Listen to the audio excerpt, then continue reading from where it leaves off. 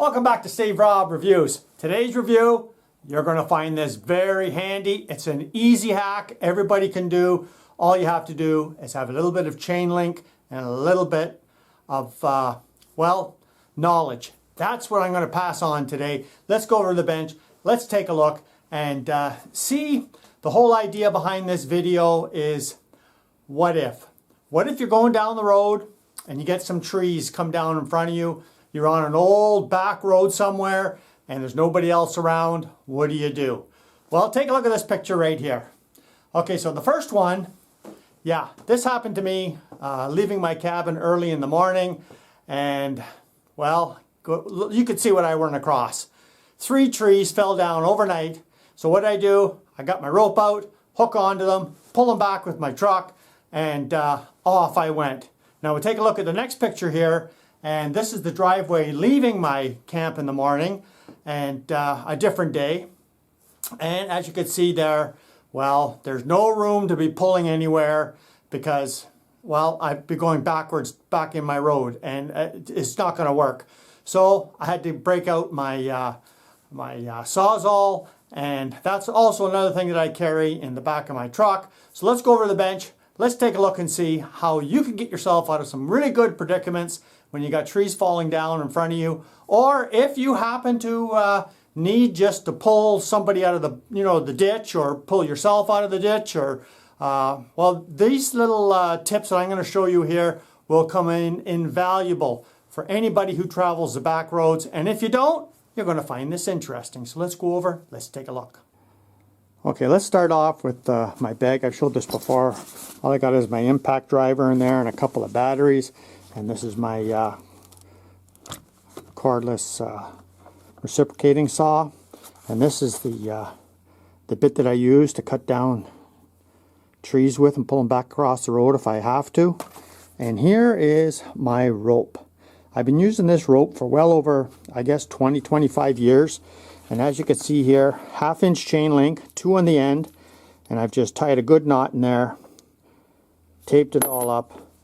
This is the other end with a little bit of heat shrink on the end so it doesn't unravel, and a couple of more pieces of chain link. Now the only thing you got to remember is this is 1/2-inch chain link, and little bit bigger than the 1/2-inch, because you got to be able to get the rope through here, right? So as you can see here, 1/2-inch rope, 1/2-inch chain link, and I'm going to show you a couple of tips here, and we'll pretend this is a log or something, or you have to attach it to the front of your truck or somebody else's vehicle, and how handy this chain link system with a good heavy-duty rope. So I mean, you can't use this, you couldn't use like small rope that couldn't fit through the link, and you couldn't use, if it's too small, it's not going to work, and if it's too big, well, it's just not going to work either. So you got to pretty well match it so that at least your rope can go through the center like this, right?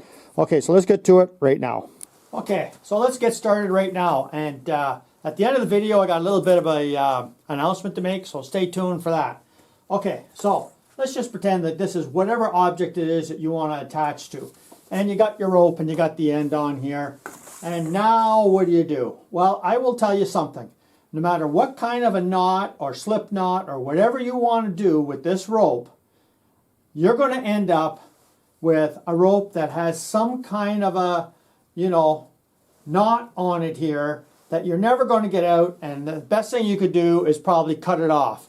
And that's what the chain links are all about. It stops you from putting in such a tight resistance when you're pulling that you not end up with a bird's nest of some kind of a fancy knot, that looks like this when you're finished, and it's in there so tight you can't even undo it. So that's the purpose of using the chain links. And let's start off with the first demonstration of just the chain links by themselves, and why I actually attach chain links on the end here too. So let's get started right now. Okay, so whatever you decide that you want to actually, fasten to, whether it's a log or anything, all you have to remember is you've got one end, right? You feed that through whatever it is that you want to attach to. All you do is put one of these links in here like this. Swing it on the other side over here. Let me just see if I could show you here. So I got it through there, and I've got it here. Now all I have to do is just put one section through like this. That's easy enough, right? Now you get the other section. You just feed it through on top and pull. And I'll tell you something, that will pull like you would, and you're not going to get this to go through. This is not going to come through the back side on you. You can pull that till the cows come home. Now when you're finished, all you have to do, it's so easy that the chain actually stops it from tightening up and binding. And it's out like that. It's that simple. Okay, so let's start off with the double chain here first, just to show you. So you have this around something, no matter what it is, right? And you just feed one end through, right? And you can tighten it up as much as you want. You see how much slack you have there? As much as you want. And all you have to do is just feed another section of the rope. Now it'll be the one that you're pulling on, right? So you take this piece here, just put it through like this, and then take a piece of your forwarding rope, and you could see how that tightens on there like there's no tomorrow. So the more you pull, it's not going to feed this rope through the bottom side.